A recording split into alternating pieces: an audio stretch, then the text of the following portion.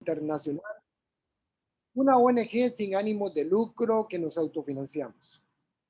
Todo nació de un sueño, de una sola persona, de crear una gran fraternidad universal y hoy seguimos ese sueño, miles de personas por el mundo.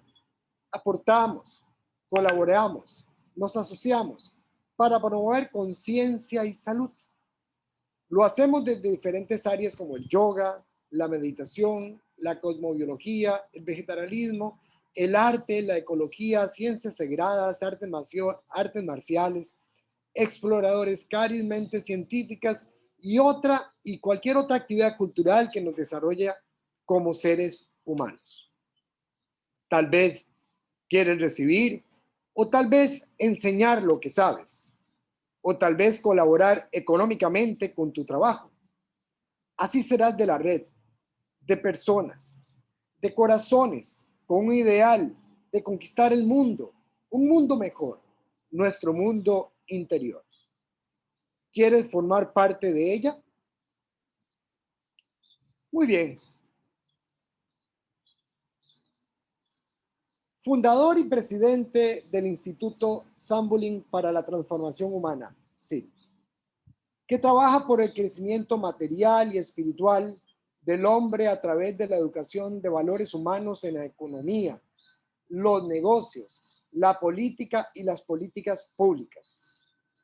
Promueve la igualdad de derechos y oportunidades de todos los seres humanos y por el cuidado de nuestro planeta. Fue candidato presidencial por el Partido Verde en Chile y ha participado en numerosos programas sobre políticas sociales. Trabajó en el Banco Mundial en varios puestos importantes, donde fue el primer economista de recursos naturales. Ha recibido varios premios internacionales por la paz. Economista y educador destacado. Tenemos entonces con nosotros a Alfredo Edfeir, Samblin Chao Tap Kem. Él nos va a hablar esta mañana en esta conferencia inaugural de este 5º Congreso para la Fraternidad Humana de la Red GFU, con el tema Atención Plena, Colectiva y Felicidad Social hacia una espiritualidad planetaria. El objetivo principal de esta presentación es resaltar la importancia que tiene la espiritualidad y la transformación tanto individual y como colectiva. Se va a compartir una visión de la realidad colectiva que confronta a la humanidad, un colectivo que incluye a los seres humanos, los seres sintientes y la naturaleza. Hay una atención plena, mindfulness, a nivel colectivo que tiene la capacidad de hacer surgir una felicidad social. Con nosotros, entonces,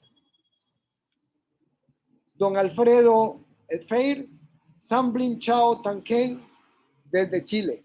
Muchísimas gracias, don Alfredo, por aceptar nuestra invitación y a nombre de la red le damos la bienvenida a este congreso. Adelante, don Alfredo. Bueno, muchísimas gracias.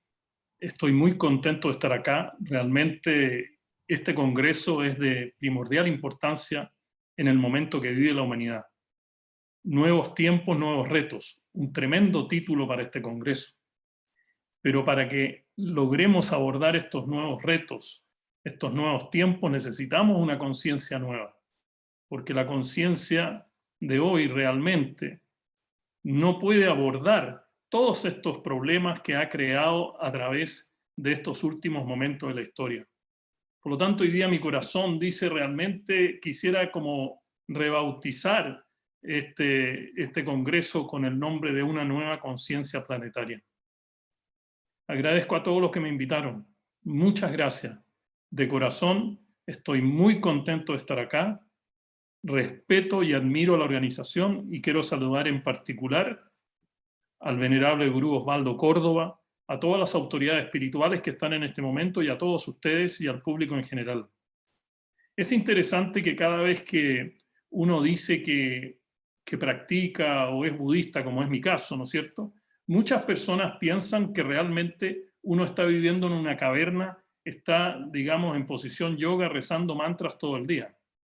Otros piensan que uno realmente, para decir que uno está en la práctica del budismo, debiera dejar la ciudad, debiera dejar la materia, el dinero, y que seguramente hay que vivir aislado de este mundo material. Otros dicen que realmente las prácticas, ¿no es cierto?, del budismo, las iniciaciones son verdaderamente muy exclusivas y hay que memorizar una serie de textos sagrados, y como que se ha creado una forma de presentar muchas veces la espiritualidad como algo que requiere desconectarse de la Tierra, requiere desconectarse del planeta. La verdad de las cosas es que cuando alguien dice, mira, este señor estuvo en el Banco Mundial, ¿cómo es posible que él hable de espiritualidad en este contexto cuando él ha estado en la cuna del individualismo materialista? La verdad es que yo no pienso así del budismo, ni pienso así tampoco de la espiritualidad verdadera. Practico meditación, leo textos sagrados, enseño un poco lo que sé, lo que puedo enseñar, y realmente tengo un lema fundamental en el camino espiritual que dice: la espiritualidad debe estar donde no hay. La espiritualidad debe estar donde no hay. Y realmente, para hablar de un verdadero budismo que enseñó el Buda, ¿me entiendes? No una interpretación personal, el Buda habló, enseñó y nos presentó una práctica espiritual que va mucho más allá simplemente de lo estrictamente individual. Naturalmente, ¿no es cierto?, el Buda nunca pidió en sus escritos, los que yo he leído, los que he estudiado durante los últimos 50 años, nunca dijo, mire, el camino hacia la iluminación, el camino de la espiritualidad es para retirarse, abandonar, digamos, esto. Claramente el Buda enseñó reglas y códigos para la vida monástica, pero también enseñó un gran grupo de enseñanzas para aquellos que no estamos en la vida monástica, que estamos en el mundo material y que podemos también a través de este mundo, ¿me entiende?, alcanzar la iluminación. El Buda se iluminó y él no fue y se retiró. Él siguió adelante, no estuvo en la caverna, sino que estuvo juntándose con reyes, con gerentes de empresas de la época, con políticos, con banqueros y el público en general. Él nunca pensó que haberse iluminado significaba yo me retiro de lo que está pasando en la humanidad. Esto para muchos de nosotros que estamos acá puede parecer evidente, pero no es muy evidente cuando viene y se plantea la espiritualidad dentro de lo económico, de lo político y lo social, porque se piensa que uno se aleja de lo sagrado, que se aleja de lo secreto, que se aleja de lo trascendental.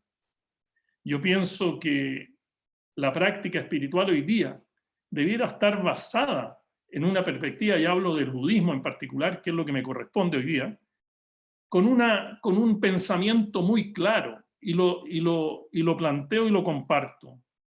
No se trata solamente de alcanzar la autorrealización personal e individual, por ejemplo, de la compasión, sino que además se trata simultáneamente que nos comprometamos con crear una sociedad compasiva.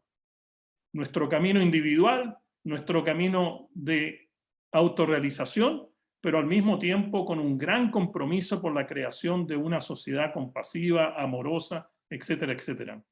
Yo diría que este es el mensaje más importante de mi presentación, porque soy de los que piensa que no puede existir la iluminación individual sin la iluminación colectiva. Es imposible tener una espiritualidad que no tenga la dimensión social, lo que yo llamo en este contexto el budismo comprometido. La verdad de las cosas es que no somos muchos los que estamos en el camino del budismo comprometido, y llevo ya casi 45 años en que he tratado de introducir, de mezclar, de lograr realmente una armonía entre la espiritualidad, la economía, la espiritualidad, la política, la espiritualidad, los negocios, la espiritualidad y la ética, la espiritualidad y las instituciones, y hay muchos libros que están ahí en el mercado, ¿no es cierto?, y otros que están gratuitamente en el sitio web para aquellos que les interese esta forma de mirar la espiritualidad. Ciertamente no quiero ser malentendido. La práctica espiritual es de vital importancia, Nadie puede estar en el budismo social sin haber estado en la práctica del budismo espiritual.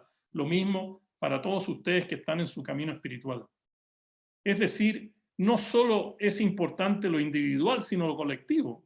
No solo lo material, sino lo espiritual. No solo lo externo, sino también lo interno, y así sucesivamente. Pero yo quisiera agregar algo más, porque la palabra colectivo, social, la voy a usar muchas veces en esta presentación. De que la noción del colectivo también tiene que cambiar en nuestro camino espiritual.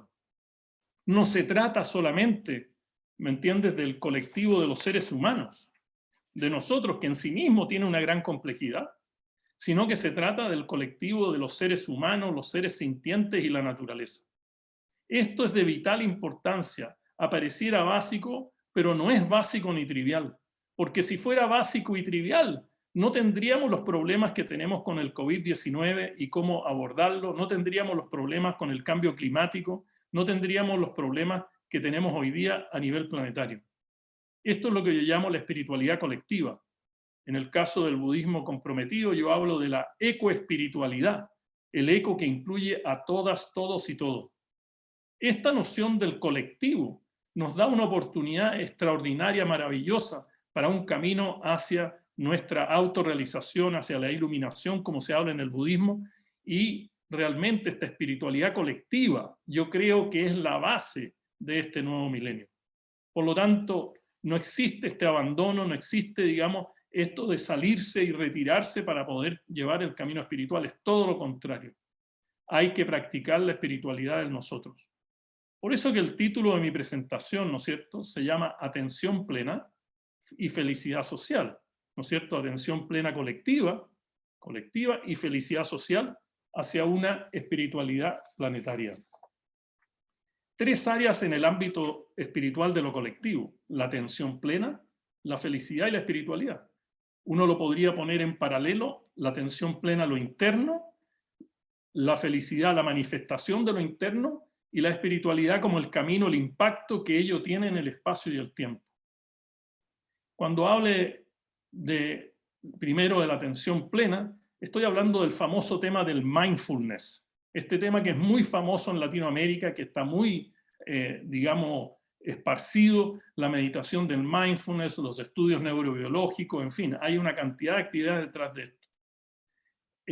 Sin embargo, en esta presentación, la hipótesis es que la mayor parte de la atención que tiene hoy día, tanto el camino espiritual como la práctica científica, es de preocuparse de solo un aspecto del mindfulness, que es, ¿no es cierto?, el llamado tiempo presente, el vivir el momento presente, que en el budismo se llama sati, S-A-T-I, el sati. Y es muy interesante que el Buda habló de este mindfulness o atención plena, intercambiable, ¿no es cierto?, inglés, español. Él, más del 80% de su espiritualidad, de sus enseñanzas espirituales son sobre este tema, que va mucho más allá de una simple definición, digamos, del tiempo presente. Voy a hablar de la felicidad del nosotros, de la felicidad social. Sin embargo, creo que por la falta de tiempo solamente entraré, digamos, en la relación atención plena colectiva y surgimiento de la felicidad social. Hoy día hablar de la felicidad no es abstracto. Hablar de la felicidad no es necesariamente esotérico. A pesar de que nosotros, los que hemos estado en este camino por 50, 60 años, naturalmente que estamos en el interno, estamos realmente en lo interior nuestro, en esa manifestación, ¿no es cierto?, desde el interior hacia el exterior. Sin embargo, la OSD mide la felicidad de forma indirecta, se mide.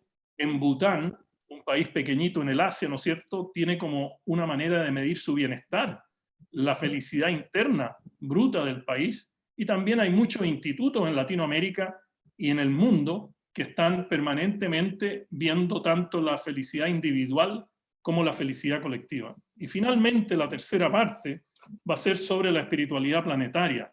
Y digo hacia una espiritualidad planetaria porque significa que tenemos que comprometernos con un camino, porque todavía no estamos ahí. Por lo menos la gran parte de la humanidad no está en ese punto especial. Hoy día, por primera vez en la historia de la humanidad, tenemos que poner al planeta como una unidad de cuenta. Hay muchas manifestaciones sobre esto. La famosa COVID-19, ¿no es cierto?, que estamos hoy día, las crisis económicas, los desastres ambientales, el cambio climático, la pérdida de la biodiversidad, la contaminación de los océanos, la pérdida genética de nuestras semillas. Naturalmente son ejemplos vivos de la necesidad de tener el planeta como una unidad de cuenta.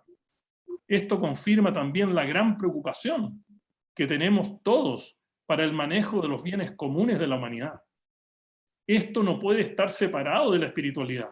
Por eso que hablo de hacia una espiritualidad planetaria. Y esto implica dos cosas fundamentales. La primera, aceptar, entender y autorrealizar una conciencia planetaria. Y lo segundo es crear el ser planetario. Y creo que es importante que unamos fuerzas.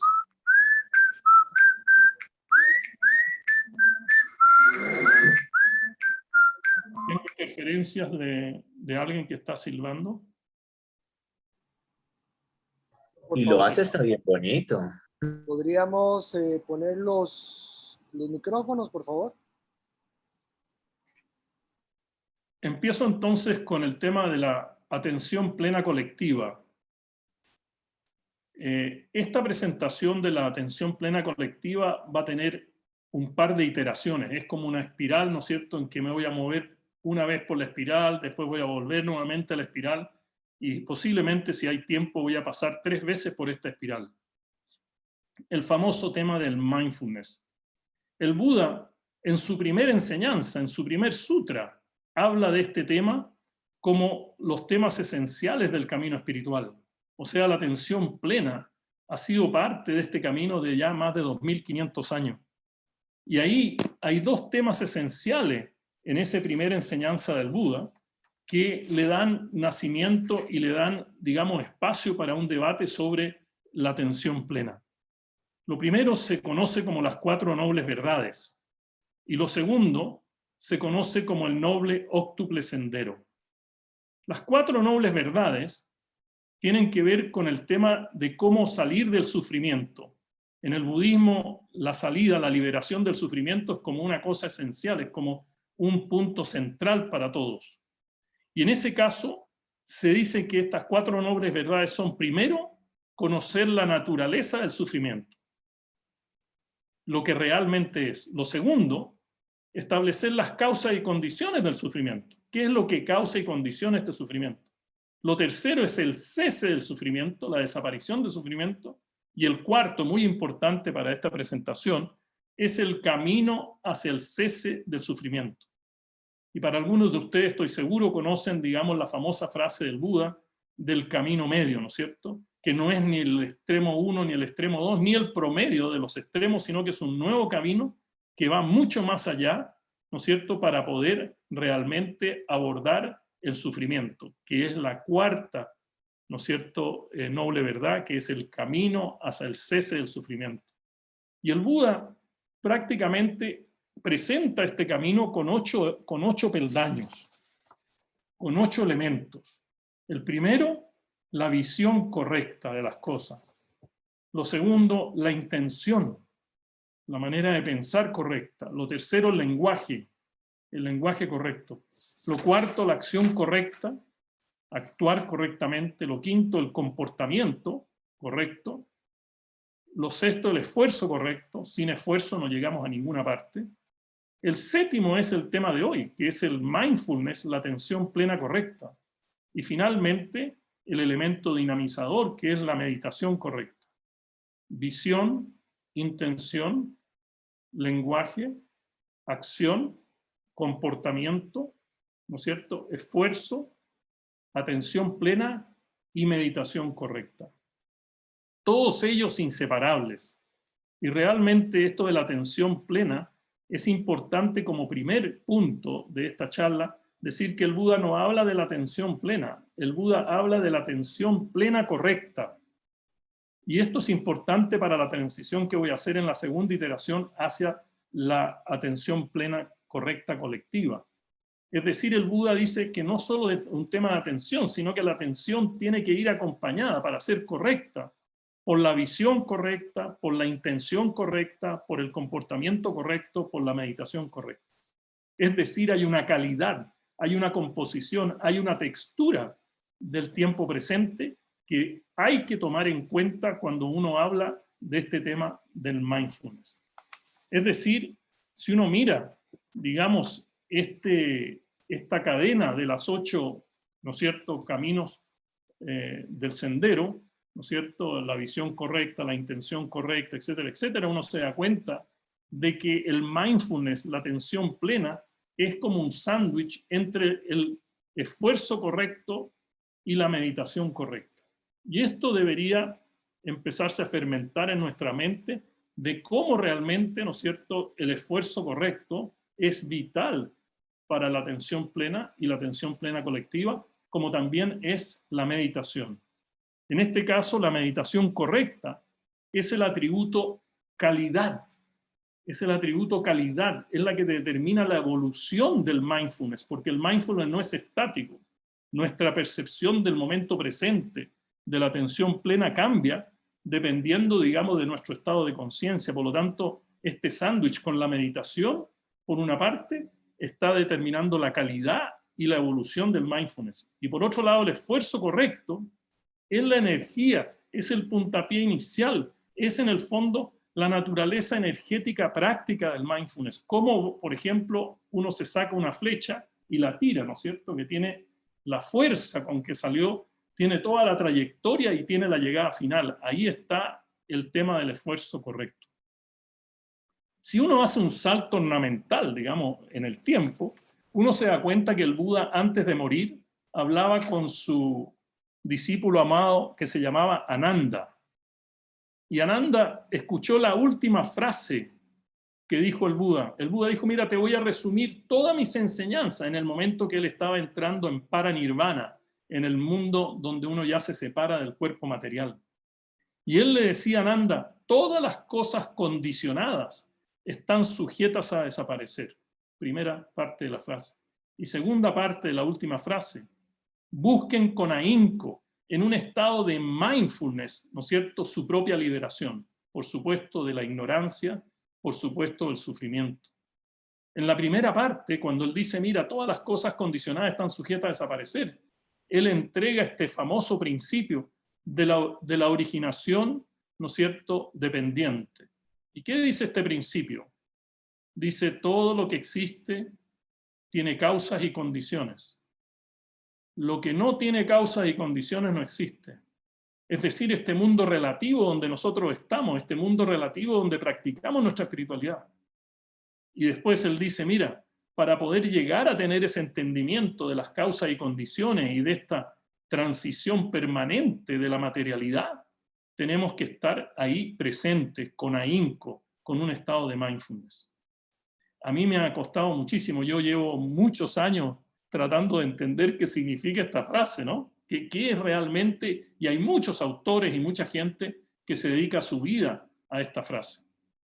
Naturalmente el que la entendió, yo todavía sigo tratando de entenderla, el que la entendió es un ser iluminado, es una persona que conoce estos dos pedestales, estos dos pilares, digamos, de la vida espiritual. Y yo creo que es muy, muy importante porque al ver esta atención del Buda frente al tema de la atención plena y la atención plena correcta, y después veremos la colectiva, se genera un tema que es de trascendental importancia en el camino espiritual, particularmente para aquellos que de alguna manera u otra somos instructores, somos maestros, somos líderes en el ámbito espiritual. Se genera una secuencia que tiene carácter en cada uno de los puntos de la secuencia y hay que entenderlos muy bien para poder entender la atención plena colectiva.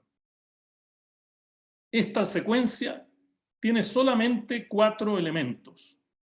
No es muy larga la secuencia, por supuesto que es mucho más, pero para hoy día esta secuencia parte con la atención, que en inglés es awareness, ¿no es cierto? Pasa de la atención a la atención plena, que es el mindfulness. Del mindfulness pasa a la concentración, concentration, y finalmente la concentración pasa a la sabiduría. no sé, mentalmente podemos repetirlo, ¿no es cierto? Atención, atención plena, concentración y sabiduría. Esta secuencia no es un tema semántico, no es un tema que yo estoy aquí para hablar de palabras y cosas de diccionario. No, esto es fundamental, porque es importante entender que estos procesos de atención tienen una característica muy fundamental, que es eliminar estados de la mente. La atención es una forma de eliminar las miles y miles de cosas que entran en nuestra mente. Y esto es muy importante para una buena meditación, es importante para saber pensar, es importante para liderar, es importante para decidir. El Buda decía, cuando se le preguntó por qué usted es tan interesado en esta secuencia, atención, atención plena, concentración y sabiduría.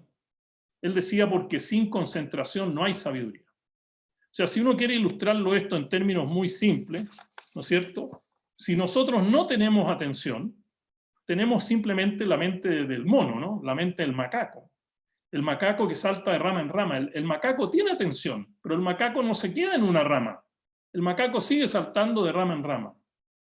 Por lo tanto, la atención va eliminando una rama de la otra, va desapareciendo una rama de la otra, ¿me entiendes? Como una característica de esa mente del macaco. Pero no es una mente que realmente nos interesa tener, porque no es una mente estable, por lo tanto, en algún punto tenemos que fijarnos en una rama. Esa es la fuerza de la atención plena. Pasar de la atención en que siguen existiendo estados variables de la mente hasta llegar a un punto en que podemos centrarnos en un solo punto. Y después, ¿no es cierto?, viene la concentración, que es en el fondo la verticalidad, la profundidad de haberse quedado en esa rama. Por ejemplo, el mono se queda en esa rama porque en esa rama está el fruto, porque está preocupado de investigar ese fruto y posiblemente comérselo. Y finalmente esa concentración, eso de haber tenido esa verticalidad, nos permite a nosotros el nuevo conocimiento, el conocimiento sabio. Por lo tanto, este manejo de la atención, ¿me entiende?, de la atención plena, la concentración y la sabiduría, son grandes espacios en los estados meditativos que no solo son para nuestra práctica espiritual, sino que también deben estar plasmados en nuestras actividades cotidianas. El Buda enseñó 40 tipos de meditación, y de esos 40 tipos de meditación, las primeras 10 meditaciones fueron sobre este tema de la atención, atención plena, concentración, ¿no es cierto?, y la sabiduría. Esto en el Vedanta viene muchos miles de años antes, ¿no es cierto? Y el uso de la respiración, por ejemplo, el uso de las imágenes, la retención de imágenes, lo que el Buda llamaba la meditación kasina, para aquellos que les interesaría continuar con este tema, ¿no es cierto?, con K, la meditación kasina. Hay dos lecciones importantes de lo que he dicho yo hasta este momento. Lo primero es que la atención plena y la atención en general elimina estados de la mente, y es eso una parte central para poder entender los varios significados que tiene la atención plena. Y segundo, la característica más importante de la concentración es que ella realmente crea sabiduría. Aquí hay una relación de causalidad muy, muy importante. Cuando se habla de la meditación, y yo he participado en muchos cursos, en que he estado como estudiante, en cursos que he estado presente, en cursos que he dado, realmente hay como un paquete de cosas que toda la gente, cuando habla de atención plena, se lo dice a los estudiantes para que ellos vengan al centro a estudiar, ¿no es cierto?, la meditación mindfulness, como por ejemplo disminuir el estrés, poder enfocarse más precisamente, más eficazmente, regular tus emociones, aumentar tu inteligencia emocional, ¿no es cierto?, el respeto, la empatía por todas las formas de vida, la creatividad que nace del interno, los beneficios físicos que pueda tener, pero en todo caso, ¿no es cierto?, es algo que siempre sale permanentemente en los avisos, digamos, por ponerle un nombre de marketing, ¿no es cierto?, en los avisos sobre la atención plena. Pero yo diría que la atención plena, el mindfulness, es algo mucho más profundo, que va mucho más allá, para poder nosotros pasar de este mindfulness individual al colectivo. Por lo tanto, yo creo de que es una forma de vida. El mindfulness, la atención plena como tal, es una forma de vida. quiero pasar a una segunda vuelta, digamos, de la espiral sobre este tema del mindfulness. Y quisiera compartir un sinnúmero de elementos, de características, de atributos que tiene el mindfulness. Y creo que es importante, ¿no es cierto?, dado las limitantes de tiempo, de que por lo menos uno se detenga un poquito, ¿no es cierto?, a ver cómo funciona el mindfulness, cómo se manifiesta el mindfulness, qué construye, qué provoca el mindfulness. Desde un punto de vista analítico, es muy importante hacerse la pregunta contraria, ¿no es cierto?, la negación de la negación, para poder ver la importancia que tiene esto. ¿Qué pasaría si nosotros no tenemos atención? ¿Qué pasaría si no tenemos atención plena? Tenemos atención, la mente del macaco, pero no tenemos atención plena. O no tenemos la atención plena correcta, que es realmente el camino hacia el mindfulness colectivo. Creo que es muy importante que en el análisis de estas preguntas, de lo que no tenemos, qué pasaría si no lo tenemos, de ver, ¿no es cierto?, esta atención que puede existir como una atención sin juicio, una atención que puede ser mucho más como una exploración espiritual, y finalmente una atención que puede ser la base, ¿no es cierto?, y el fundamento de nuestro camino hacia la iluminación. En este sentido, hay varias dimensiones del mindfulness que me gustaría compartir con ustedes. La primera es este tema de la disolución, la desaparición. El mindfulness, ese camino de la atención plena, produce un proceso de disolución de estados conscientes que muchas veces no queremos tener, que nos abruma la mente, particularmente en los estados meditativos. Esto es interesante porque una vez me tocó enseñarle meditación a una persona de Filipinas, y yo le digo, mire, le voy a enseñar una meditación, por favor, cierre los ojos. Y la persona me dijo, maestro, yo no puedo cerrar los ojos porque cierro los ojos y mi mente queda completamente llena de miles y miles y miles de pensamientos y me vuelve loco. Entonces le enseñé una meditación mindfulness con los ojos abiertos cantando una meditación tibetana, ¿no es cierto? Pero esa característica de disolución es muy importante porque nosotros sabemos cuán mal está yendo el mundo y la importancia de disolver procesos. Y entonces este mindfulness colectivo nos permite, en el fondo, a través de este atributo de disolución, lograr, ¿no es cierto?, un poder mágico que nos permite ir discerniendo un camino distinto al otro. Otro atributo del mindfulness que es muy importante es que el mindfulness es un proceso, es un principio organizador de lo que para nosotros es relevante en relación a lo que no es relevante. Es decir, el mindfulness nos permite eliminar la dispersión aleatoria que muchos de nosotros tenemos durante el día, durante la noche, durante nuestra práctica, durante nuestra profesión, durante nuestra práctica cotidiana. Esto es súper importante porque ese principio organizador no viene de afuera hacia adentro, viene de adentro hacia afuera, y eso es vital entenderlo, que necesitamos hoy día elementos de adentro hacia afuera más que de afuera hacia adentro. Lo tercero es que el mindfulness es un modificador del comportamiento. Imagínense ustedes que uno no tiene atención. Digamos, cuando uno no tiene atención, digamos, anda por todas partes. Imagínate vivir en un mundo disperso. Por lo tanto, es súper importante de que existe un comportamiento sin mindfulness y existe un comportamiento con mindfulness, ¿no es cierto? Sin atención y con atención. Por lo tanto, esto también es muy importante en relación a ciertos comportamientos que tenemos relativos, por ejemplo, al recalentamiento de la Tierra, el cambio climático y tantas cosas que están pasando, ¿no es cierto?, que son importantes. Lo otro es que el mindfulness es un gran clarificador, es uno que te pone las ideas, te pone los pensamientos, te pone los comportamientos en contexto. Por lo tanto, es un gran purificador y es un gran aglutinador. Y ahí, ¿no es cierto?, nosotros enseñamos muchos elementos aglutinadores para poder acelerar ese atributo del mindfulness, como es el perdón, como es la autorrealización de la energía femenina, como es la restauración de las leyes espirituales, como es el servicio, el seva, ¿no es cierto?, la aceptación, etcétera, etcétera. Yo quisiera ahora entrar, digamos, de lleno en el tema del mindfulness colectivo. Y esta es mi tercera y última iteración. ¿O solamente soy yo el que no escucho? Sí, se escucha. Se escucha muy bien. Escuchamos. Adelante, por favor. Gracias. Entonces, yo creo que es importante que nosotros nos pongamos ahora a construir un puente, ¿no es cierto? Un puente para ver cómo pasamos de toda esta categoría de mindfulness individual al mindfulness colectivo, al mindfulness social, al mindfulness comprometido. Yo creo que aquí hay 4 aproximaciones para comenzar que son importantes. La primera aproximación son las nociones de bienestar. Es decir, el bienestar no es solo individual y no solo depende de nuestras acciones individuales, y eso todos lo conocemos. Y mucha gente me dice a mí que ellos practican el mindfulness, ¿no es cierto?, para aumentar su bienestar. El bienestar personal, físico, social, ¿me entiende? El bienestar como un acto mutuo, de mutualidad entre tú y yo, entre tú y nosotros, entre yo y nosotros.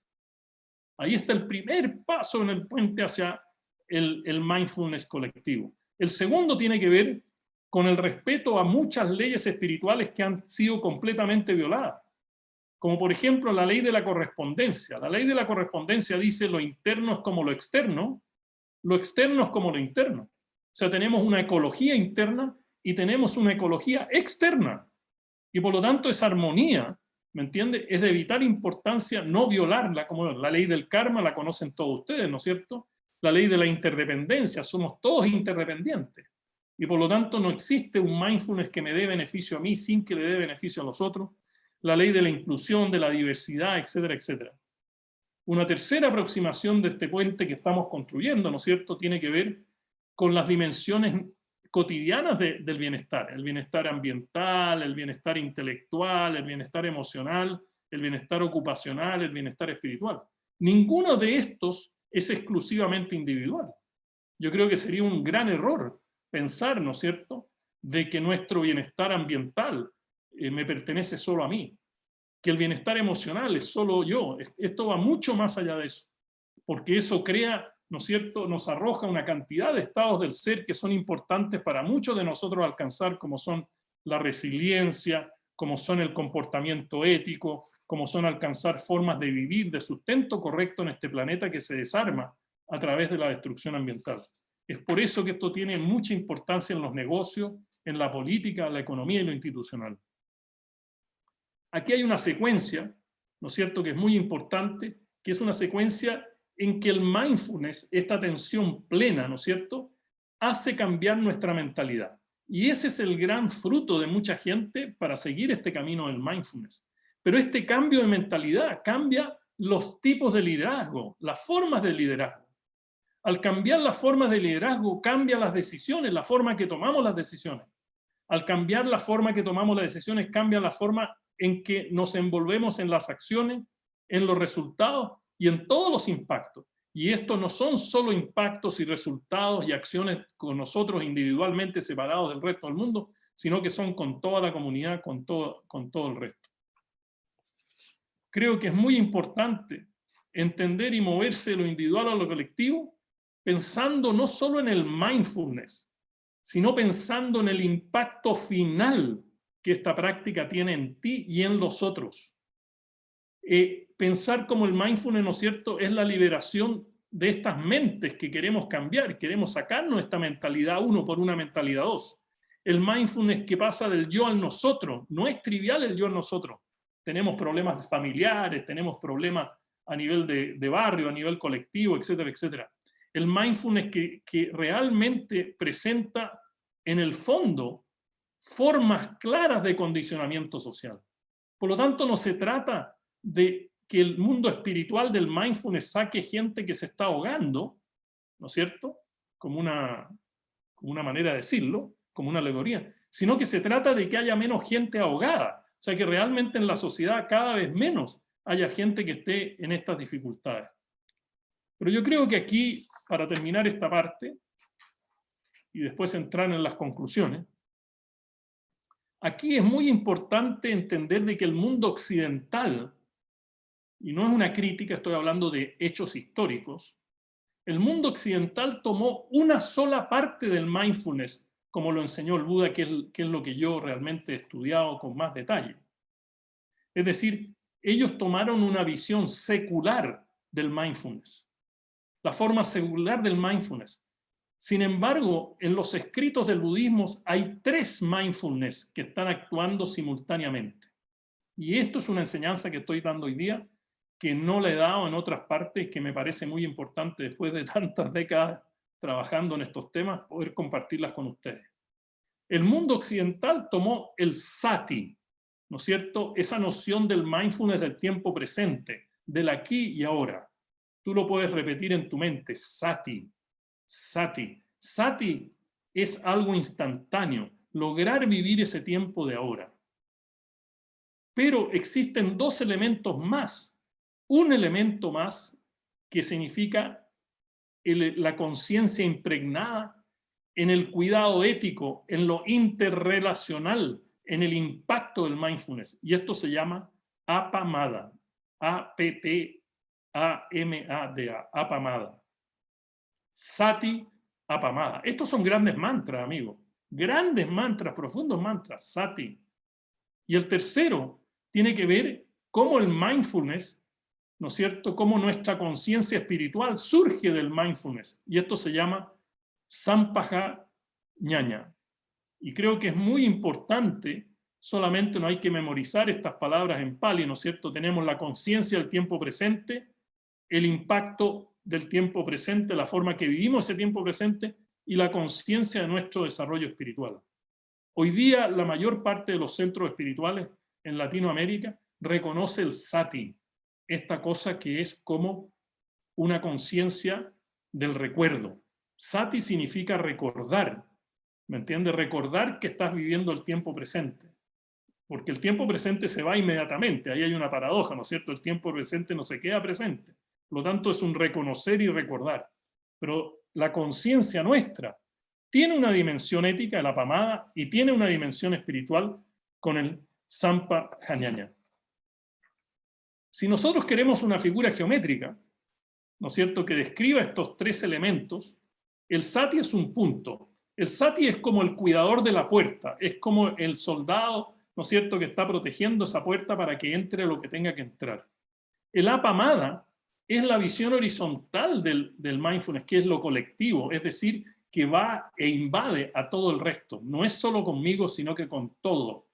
Hablo nuevamente del colectivo, de todos los seres humanos, de todos los seres sintientes y de la naturaleza. Y el Sampaja Ñaña es realmente una línea vertical del mindfulness, es decir, es la que determina la intensidad con que nosotros estamos viviendo el tiempo presente, tanto en el espacio como el tiempo. Yo creo que es muy importante y de ver de cómo, ¿no es cierto?, se construye este puente con estos 3 elementos del mindfulness para llegar al mindfulness colectivo. Y el budismo complementa esto con muchos elementos que ustedes todos los conocen, porque también son parte de la espiritualidad de ustedes, que conozco un poquito, ¿me entiendes? La gran fraternidad universal, que son, por ejemplo, el tema de los elementos éticos en el camino, como son la moralidad, la acción correcta, el sustento correcto. Esto del sustento correcto es tan vital, porque tenemos que ponernos de acuerdo cómo vamos a vivir en este planeta. ¿Cómo vamos a sobrevivir en este planeta? Estamos destruyendo el clima, los océanos, todo.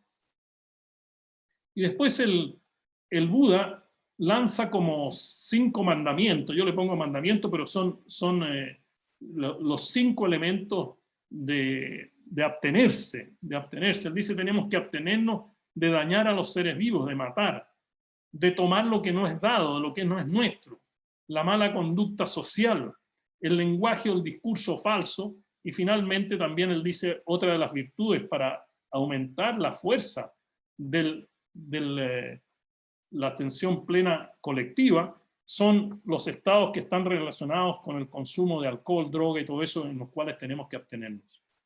El Buda dice, mira, aquí hay 4 elementos que definen nuestra morada, ¿no es cierto?, nuestro entorno, nuestro eco, que podríamos practicar todos los días, y yo llamo a que todos juntos algún día, ese es mi sueño, que no salgamos de este congreso y nos vayamos para la casa, sino que juntos practiquemos, ¿no es cierto?, los 4 elementos de la morada divina, que son bondad amorosa, la compasión, la alegría compasiva y la ecuanimidad, que con la gente con la cual trabajo lo tiene completamente memorizado y lo trabajamos: meta, karuna, mudita, upeka.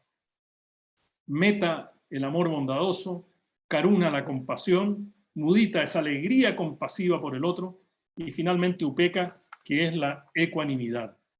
Por lo tanto, yo diría de que el paso a lo colectivo requiere de estos códigos de ética, requiere de estos códigos de comportamiento, requiere de estos códigos, ¿no es cierto?, del apamada, que es la segunda parte de la conciencia ética que está envuelto en la atención plena. Y finalmente, ¿no es cierto?, está el sampajanya, que es la dimensión espiritual. Y la dimensión espiritual es de vital importancia, es decir, no podemos practicar una conciencia plena sin estar consciente de cómo nosotros pasamos a entender nuestro propio camino, el Dharma, nuestra propia verdad, ¿no es cierto?, para poder lograr finalmente la atención plena colectiva.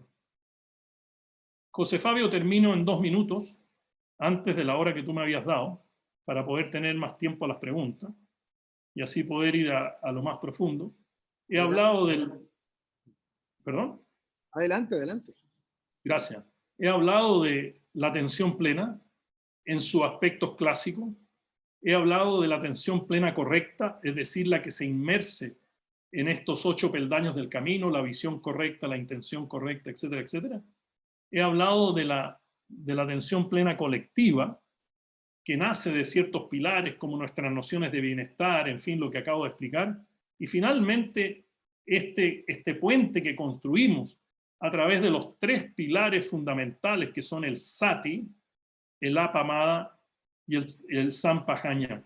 Es decir, la visión del punto, del contexto, del presente, de esa explosión del momento presente; el apamada, ¿no es cierto?, de esa horizontalidad, del impacto de cómo vivo ese tiempo presente en relación a mí y a los demás, la ética, la moral de la vida; y tercero, ¿no es cierto?, el sampajanya, que tiene que ver realmente con la espiritualidad, con la conciencia espiritual, y cómo a través del sati y el apamada logramos distintos estados de conciencia hacia la iluminación.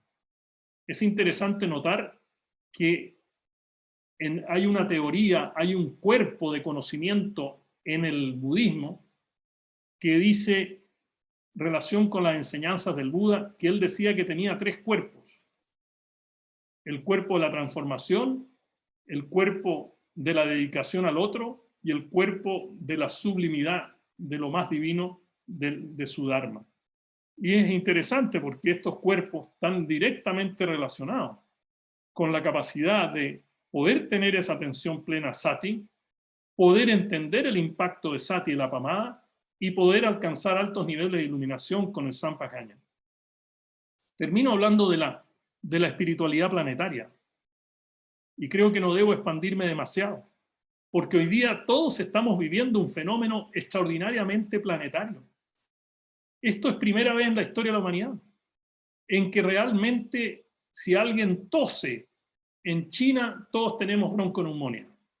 Digamos, si hay una crisis en el Asia, toda Latinoamérica se va por 5 años al hoyo económico. O sea, hoy día la unidad de cuenta de lo económico, lo político, etcétera, etcétera, es el planeta. Y no hablo del mundo, del carácter mundial, porque en mi círculo, donde trabajo, donde me desempeño, donde hago lo que estoy haciendo, hablar del mundo tiene connotaciones y sesgos muy, muy complicados. El sesgo homocéntrico, ¿no es cierto?, el mundo del ser humano. No, es que aquí hay más que el ser humano. El mundo que está relacionado con los países y el dominio de los países. El mundo, la palabra mundo como exageradamente en lo económico.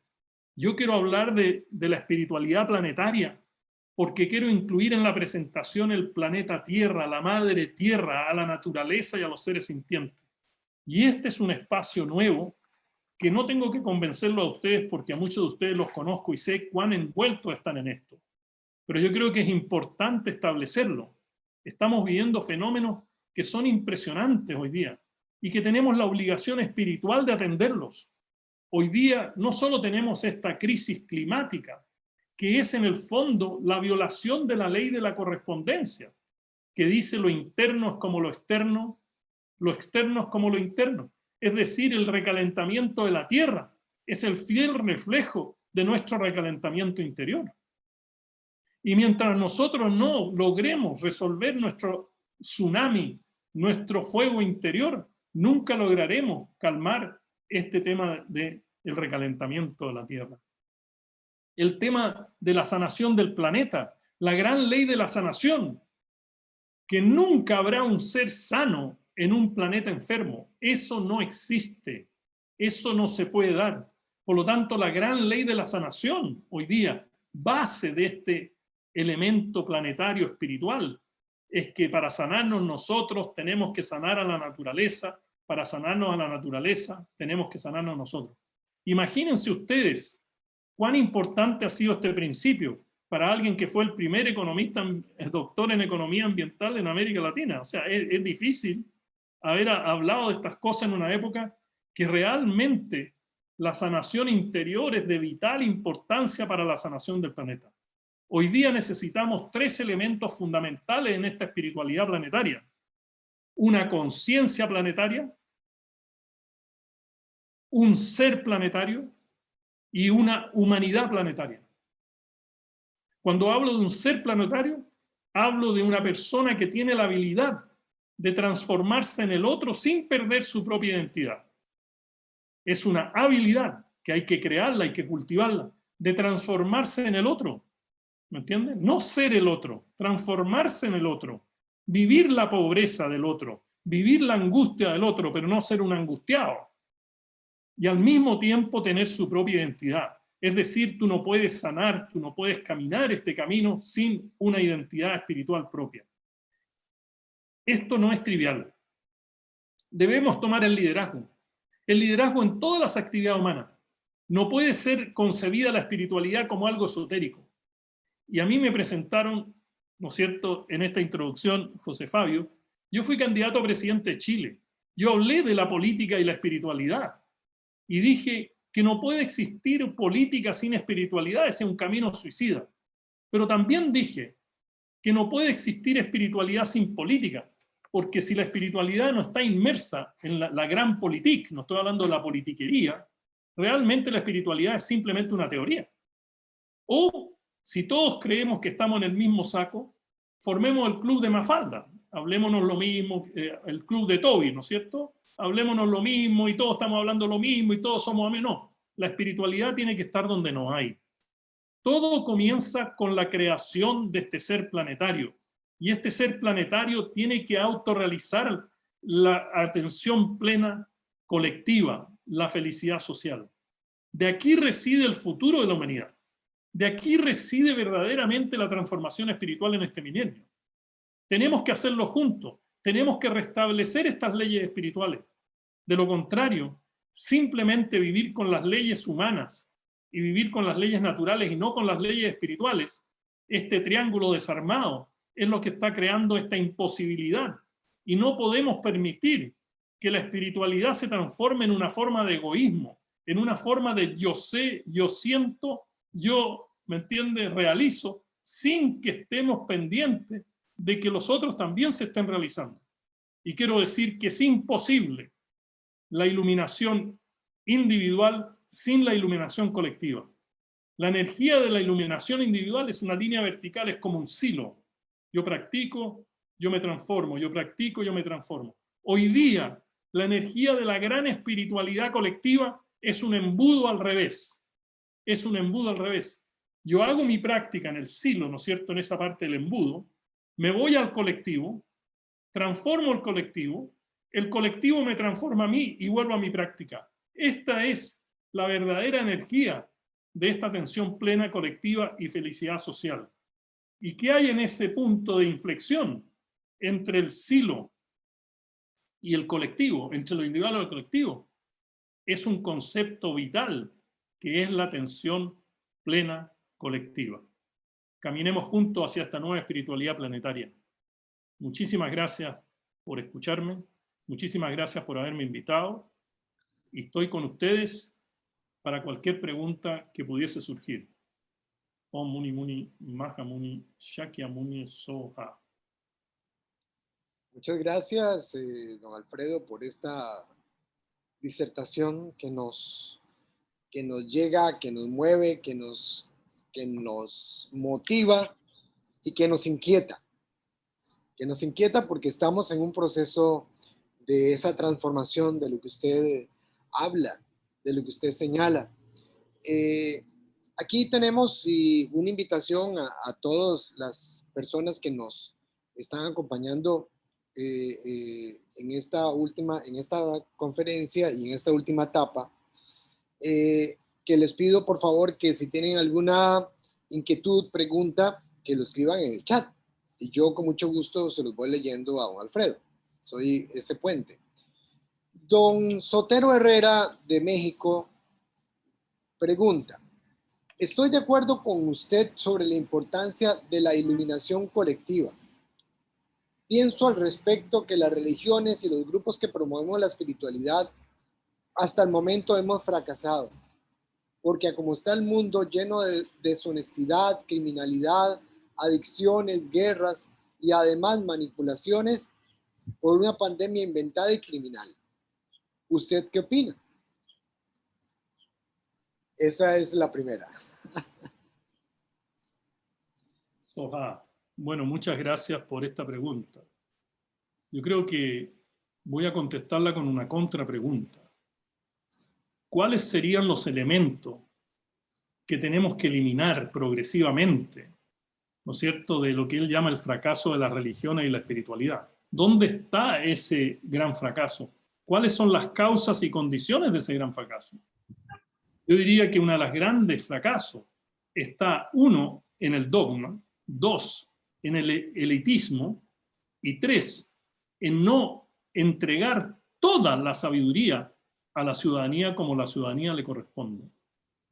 Creo que es importantísimo lograr una espiritualidad que sea el camino de nuestra autorrealización individual y colectiva. Y eso hay que abrirlo, porque la verdad de las cosas, que yo fui educado católico. Yo hasta quise ser sacerdote. Y estudié 3 años la Biblia y encuentro que eso no es necesariamente dogmático. Es la interpretación humana lo que lo hace dogmático. Y por lo tanto yo creo que tenemos todos que poner en una lista los elementos que hay que sacar para que se libere esa sabiduría inmensa que poseen las religiones y la espiritualidad. Y quiero agregar algo más. Tenemos que incorporar en estas preguntas la espiritualidad de nuestros pueblos originarios, la cosmovisión originaria, la cosmovisión de nuestros pueblos originarios, que la hemos devastado, la hemos prostituido, la hemos eliminado. Yo tengo el tremendo privilegio, ya hace como 30 años ya, que soy sacerdote maya, del maya quiché de Guatemala. Y tuve que aprender a entender por qué es tan importante esta cosmovisión, por qué hay grados grandes de universalidad. ¿Me entiendes? La universalidad del conocimiento de los pueblos originarios. Ahora me dicen, bueno, ¿qué opino de la pandemia y de todas estas cosas? Yo digo, mira, es el fiel espejo de nuestro estado de conciencia. Es el fiel espejo de lo que somos. Hoy día, ¿me entiendes? No podemos realmente, de ninguna manera, salirnos de la ecuación. Yo fui candidato a presidente, después fui candidato a senador de la República. No porque quiero ser un político, un politiquero. Es porque creo de fundamental importancia que la espiritualidad no es una cosa elite de un centro de yoga, un centro de meditación. No, somos espirituales. Tenemos que estimularnos todos, a todos los niveles, a través de la cultura, la economía, la política, las instituciones, los derechos, etcétera, etcétera. Esa es la salida. La salida es un verdadero liderazgo espiritual como los maestros que tienen ustedes, ¿no es cierto? Como el venerable Gurú Osvaldo y tantos otros, ¿no es cierto?, de la Gran Fraternidad Universal. Maestros increíbles. Yo digo eso porque los conozco. los conozco indirectamente porque mi hermano está en la Gran Fraternidad Universal. ¿Me entiende? Entonces, estamos hablando desde los años 60, no estamos hablando de hoy día. Y por lo tanto, algunos de ellos han estado hasta en la casa de nuestra familia. O sea, nosotros entendemos eso. Es hora de unirnos frente a una conceptualización colectiva, a una conceptualización que incluya a la naturaleza, a los seres sintientes y a todas y todes.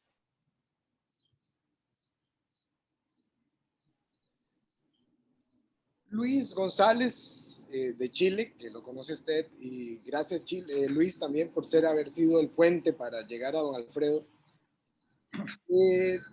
Dice, ¿significa que sanándonos interiormente se sanará el planeta? Excelente pregunta. Luis, te quiero mucho, además, tú sabes. Mira, yo creo que nosotros siempre pensamos de que la naturaleza es importante para nosotros, ¿no es cierto? Yo quiero comer, yo quiero cultivar, yo quiero, en fin, yo exploto la naturaleza. Esa es la relación que tenemos hoy día. Esa es la manera que más o menos vemos las cosas. Sin embargo, la pregunta que yo me hago todos los días, y estoy hablando desde un estado meditativo, no estoy hablando de un estado científico, externo, la naturaleza también nos necesita a nosotros. La naturaleza nos necesita a nosotros. Hubo una época que la naturaleza no necesitaba a los dinosaurios y chao, se fueron los dinosaurios. Nosotros todavía no hemos llegado al estado de dinosaurio, pero estamos cerca, Luis. Pero algo más importante, algo más trascendental, es que yo soy un eterno optimista porque tengo la experiencia, y eso es un privilegio, no sé, es la suerte de la vida, de ver la danza entre la conciencia de la naturaleza y la conciencia del ser humano. Y va a ser esa danza, la calidad de esa danza, la oportunidad que se le va a dar a esa danza, cómo el ser humano va a sanar la naturaleza. ¿Me entiende? Cuando yo conocí a mi maestro budista en la ONU, cuando yo era representante ante la ONU, él me dijo, mira, yo estoy de acuerdo que tú seas el mejor economista ambiental, que use los precios, los subsidios, los derechos de propiedad, que utilices todos estos instrumentos para proteger los bosques nativos, los animales y todo eso. Ese es el trabajo de un economista ambiental. Entonces me dijo, mira, yo te doy el título del 100% economista ambiental. Pero yo creo que tú seas un 200% economista ambiental. Y yo le dije, maestro, pero yo pensé que era una charlatanería. Yo digo, oye, maestro, pero ¿qué significa ser 200% economista ambiental? Y él me contesta, cuando tu sola presencia, Luis, cuando tu sola presencia cambia el medio ambiente. Cuando tu sola presencia elimine la contaminación ambiental. Cuando tu sola presencia haga que la reunión sea amorosa. Cuando tu sola presencia frente a los animales, como la maravilla de la danza de los niños. Yo estaba con las lágrimas por acá.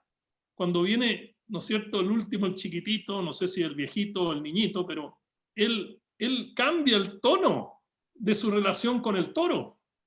¿Me entiende? Y el toro se acerca.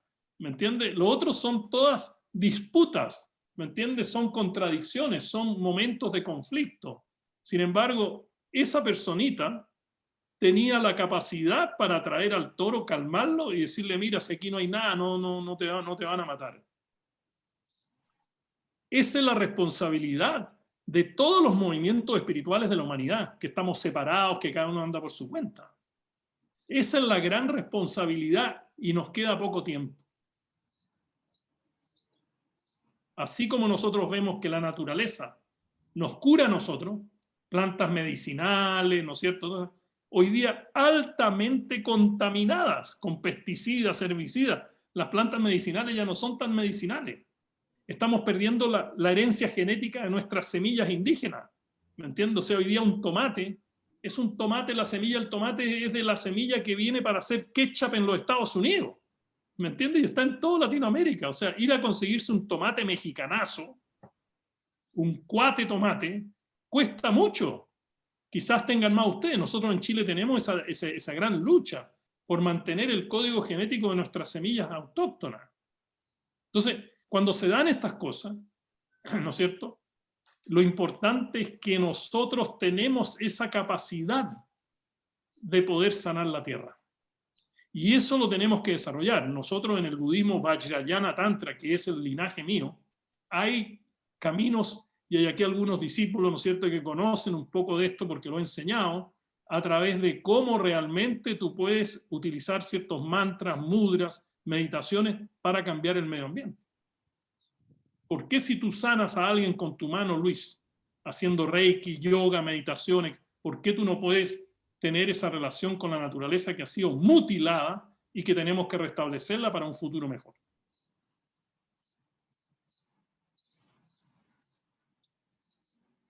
Muy bien, don Alfredo. Dice don Edgardo Córdoba López de Puebla, México. ¿Qué opina del discurso de AMLO, Andrés Manuel López Obrador, el presidente de México, acerca de la República Amorosa? No se puede ser feliz si no se es bueno. El poder solo tiene sentido y se convierte en virtud si se pone al servicio de los demás. No puede haber gobierno rico con pueblo pobre. Vamos a ver.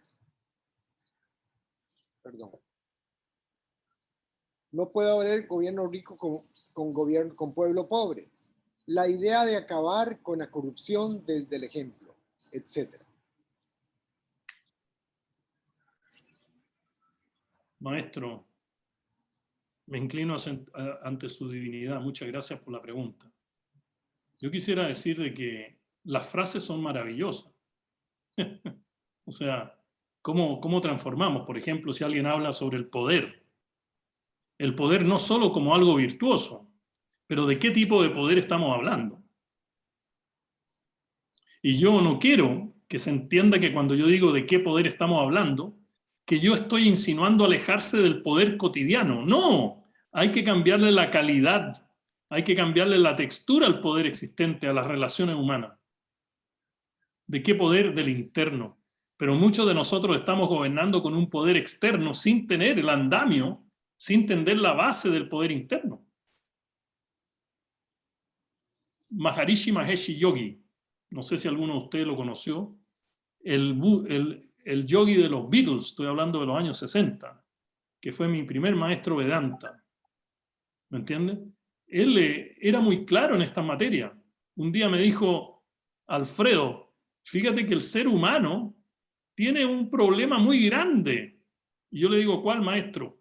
Que el ser humano vive siempre en equilibrio, independientemente de su toxicidad. ¿Qué te parece? Independientemente de su toxicidad. Yo le dije, maestro, pero ¿cómo es posible eso? Yo que estaba en el camino espiritual, dándole duro ahí, comenzando fuerte. No, aquí no puede ser así. Y él me dice, mira, piensa en el borracho. El borracho dice que puede manejar. Él está convencido que puede manejar. Y si tú tienes que preguntarte quién le quita las llaves al borracho, la única manera para realmente que el borracho no maneje es que el que no está borracho le quite las llaves. El problema que tenemos acá es realmente qué pasa cuando hay una sociedad borracha. ¿Quién le quita las llaves a la sociedad? Y a mí me gusta que se hable del amor, que se hable del seva, del servicio, que se hable de la relación rico-pobre. Yo he dicho en Chile públicamente, Chile nunca será rico hasta que no se elimine el último pobre. Y hay que hablar de riqueza material y espiritual. ¿Cuál es el modelo económico hoy día de nuestros países? Son modelos de gran bienestar material y muy poco bienestar espiritual. Por lo tanto, la calidad, el contenido, la fuerza, el establecimiento relacional en nuestras sociedades es demasiado oscuro. O sea, hoy día es signo de debilidad ser amoroso. O sea, a mí me van a decir, oye, don Alfredo, a usted no lo vamos a contratar de gerente de la Coca-Cola porque usted es muy amoroso. Aquí necesitamos un perro. Aquí necesitamos un tipo que realmente, yo le digo, pero yo tengo el poder. El problema es que el poder es distinto al tuyo. Eso es muy importante. Por lo tanto, es importante, ¿no es cierto?, de que el presidente de un país tenga ese lenguaje, pero lo importante en México, me encanta México, creo que tiene algo que ofrecerle a este mundo extraordinario, que muchos países nuestros en América Latina no lo tenemos.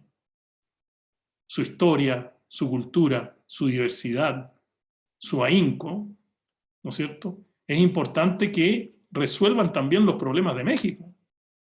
Lo que nosotros vemos en las noticias muchas veces no es lo más amoroso, ¿no? No es lo más enriquecedor. Y los que estamos en este camino espiritual tenemos más obligación que el que no está. ¿Por qué? Porque nos hemos dado cuenta. ¿Es así o no? ¿A quien ha escuchado hablar de mí, de esto? Me he dado cuenta. Cuando tú ya te das cuenta, no puedes ignorar una realidad. Y si el presidente de México se dio cuenta de que necesita una sociedad amorosa, una sociedad con un poder interno más que con un poder monetario del narcotráfico, etcétera, etcétera, cuando un presidente dice, mira, queremos estar al servicio, al SEBA, y pronuncia todos estos elementos tan bonitos, lo importante es ver cómo se traduce eso en la práctica. Si México va por el camino amoroso, yo estoy con México. Si México va por el camino de la igualdad, la equidad, la justicia, yo estoy con México. Y esto no es un discurso político, esto es lo más espiritual del mundo. Lo más espiritual del mundo, hablar de la equidad, la justicia. Eso es lo que todos los maestros, aún de la Ferrier, escribió sobre estos temas. Y escribió clarísimo. De la Ferrier nunca se escondió a hablar de los temas políticos, sociales del mundo. Nosotros no podemos hacer de esto una campana de vidrio. Aquí estamos todos. Estamos todos bien. Yo sé todo, yo practico, pero el mundo afuera está en el suelo. No me cuadra. Don Alfredo, una última participación, ya estamos cerrando y con esto pues le pido que si puede hacer un redondeo, así como que muy cortito. Y Arlenso Albarro de Costa Rica nos dice, definitivamente estamos en un momento donde la espiritualidad y la ciencia deben de caminar de la mano si queremos seguir permaneciendo como especie en este planeta. ¿Será solo a través de una conciencia planetaria y colectiva que lo podemos lograr? ¿Cuál tipo de educación sería necesaria en las instituciones públicas, privadas, ONGs en este proceso? Sé que es una pregunta muy amplia y estamos de acuerdo, pero adelante. Gracias. Primero que nada, cuando hablamos de espiritualidad y ciencia, una de las grandes ciencias, uno de los grandes métodos científicos es la espiritualidad. El Buda, yo considero al Buda como un gran científico de lo interior. Esto hay que pensarlo. ¿Me entiendes? O sea, ¿tiene validez científica solo lo que se hace en los laboratorios? ¿O tiene validez científica lo que tú haces dentro de tu alma, dentro de tu corazón, de tu propia realidad? Hoy día la ciencia va por un lado, que a mí a veces no me gusta mucho. Todos pensamos que es fantástico, que tenemos los iPhones, los iPads, tenemos televisores, tenemos computadoras. Yo no estoy tan seguro. Fíjate que en una conferencia que di hace un poco tiempo atrás, por Zoom, habían como 105 personas participando en el Zoom y había una sola persona con la ventana abierta, que era la presentadora del programa. Y yo le decía, yo le estoy hablando a usted porque realmente no sé si los otros están almorzando, si están en el baño, no sé en dónde están, pero la realidad es que nosotros hemos aprendido a adquirir instrumentos de comunicación para no comunicarnos. Por lo tanto, no estoy tan seguro de esto. Para que la espiritualidad modifique la ciencia, tenemos que ser nosotros los grandes científicos del alma interior. Nosotros no tenemos autoridad para modificar la ciencia externa si nosotros no tenemos el desarrollo interno, porque no vamos a modificar nada. El hecho de que yo sea economista no significa nada. El hecho de que tú seas arquitecto no significa nada. ¿Cuándo va a significar que tú seas arquitecto? Cuando tú hayas autorrealizado Akasha, el espacio. Cuando tú hayas autorizado ese gran Yoga Sutra de Patanjali. Ahí tú vas a poder actuar y decir esta casa es cuadrada, redonda, triangular, piramidal, lo que tú quieras. El agrónomo tiene que autorrealizar la ley natural y así sucesivamente todas las profesiones. Respecto a al tema de la educación, esto es muy importante para Costa Rica. Y simplemente por la falta de tiempo, yo diría lo siguiente: necesitamos cambiar estructuralmente la educación. La educación tiene que ser una educación integral, individual y colectiva y experiencial. No puede ser una educación de sala de clase, de pizarrones, ¿me entiende? De ecuaciones. Tiene que ser una forma de que el personaje logre finalmente reconocer y autorrealizar la misión que tiene en la Tierra y poder ejecutarla. Si la educación no hace eso, no sirve para nada. ¿De cuántas cosas te acuerdas tú que estudiaste hace 20, 30 años atrás? No sé qué edad tienes. Muy poco. Lo que te queda es la impresión del profesor. Lo que te queda es la amistad con los compañeros de curso. Lo que te queda es ese momento que el profesor hizo algo, como fue hoy día tan bonito la introducción con estos juegos. Eso me va a quedar a mí muy marcado, estos juegos. ¿Me entiendes? De la felicidad, de la sonrisa y todo eso. ¿Qué otra cosa queda? Si tú me preguntas que te recite la tabla química de los elementos, no te la puedo recitar. ¿Me entiendes? No sé si vale la pena que yo haga ese esfuerzo. Entonces, tiene que ser una educación de la mente, cuerpo y alma. Pero esto no es un eslogan. Esto requiere de gran contenido. Gran contenido. Y ahí está nuestra responsabilidad. Yo estoy haciendo algo por ahí, que tengo mi contenido, tengo mis cursos, mis mallas, y seguiré enseñando eso. Pero para mí, el camino espiritual, que haya una educación sin espiritualidad, una educación que no tenga principios internos, no sirve para nada, absolutamente para nada. ¿Qué pasa con nosotros, para terminar? Yo tengo casi 74 años. Pasé 20 años educándome. Pasé 20 años deseducándome, sacándome todo lo que me enseñaron. Y ahora otros 20 años, ¿no es cierto?, tratando de avanzar rápidamente el tiempo perdido. Eso no puede ser la educación, hacer perder a una persona 20 años, con exámenes, memorizando, realmente no siendo la persona que es. Yo creo que los niños que bailaron han autorrealizado la lección espiritual de esa trama mucho más que si uno está sentado diciéndole, mira, aquí están las fracciones, multiplícalas, da las vueltas y suena para todos lados. Yo quiero decir que hoy no podemos, no debemos evitar la educación para una conciencia planetaria, porque eso es lo que vivimos. Yo no lo voy a vivir todo. Este es el comienzo de la era planetaria. Pero nosotros tenemos una obligación ética, apamada, el apamada, una obligación ética, de que los niños logren entrar en armonía con esta era planetaria. Y no decirle a ellos, mira, estudia lo que estudió Sphere hace 60 años atrás. Yo viajo por mis universidades y no es una crítica, pero yo lo dije muchas veces en mi campaña. Estoy parado hablando en una universidad cuyo método es del siglo XIV. Y ese método del siglo XIV como si fuera el poder, como si fuera el orgullo de estar eso. Y termino, José Fabio, inmediatamente. Una vez llegaron alumnos universitarios de la India, del Instituto de Negocios de Gujarat. Yo vivía en Ginebra, estaba en la ONU. Y yo era como un florero, así que me invitaron a hablar sobre business y toda la cosa. Y yo le pregunté a los estudiantes y al profesor que los llevaba, ¿cuál es el sueño de ustedes? Pues imagínate, venir de la India, estar en Europa, o sea, ¿cuál es? Nosotros queremos ser Harvard. Y yo le dije, bueno, váyanse a Harvard. ¿Para qué están reproduciendo Harvard en la India? ¿Cuál es la diferencia de estudiar un MBA en la India de estudiar un MBA en Harvard?